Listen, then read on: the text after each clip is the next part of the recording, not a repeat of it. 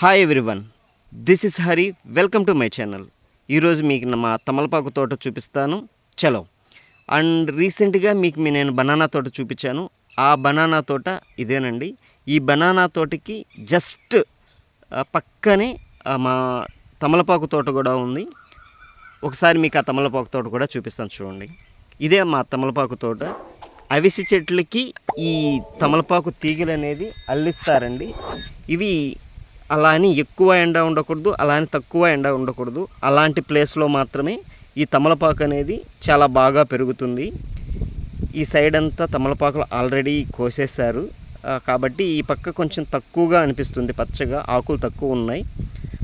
And ఒక side నుంచి కూలీలు కోసుకుంటూ వస్తూ ఉన్నారు కాబట్టి ఈ పక్క తక్కువ అనిపిస్తుంది.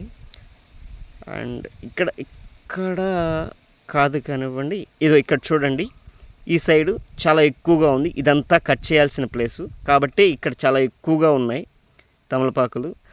అండ్ ఈ యొక్క తమలపాకులు ఈ చిన్న చిన్న బుట్టలకి ఆకులన్నీ కట్ చేసి దాంట్లో పెట్టి హైదరాబాద్కి ట్రాన్స్పోర్ట్ చేస్తారు. ఒక చిన్న చిన్న బుట్టకి 2200 to 2500 దాకా ఆకులు పెట్టి హైదరాబాద్కి మొత్తం అంతా ట్రాన్స్పోర్ట్ పెట్టేస్తారు. చూడండి, ఇలా మధ్య మధ్యలో కొంచెం స్పేస్ ఇసి పెడతారు. ఎందుకంటే ఆ కూలీలు కట్ చేయడానికి మనం పోవడానికి స్పేస్ ఉండాలి. అలా అని కొంచెం ఎక్కువ ఉంటుంది.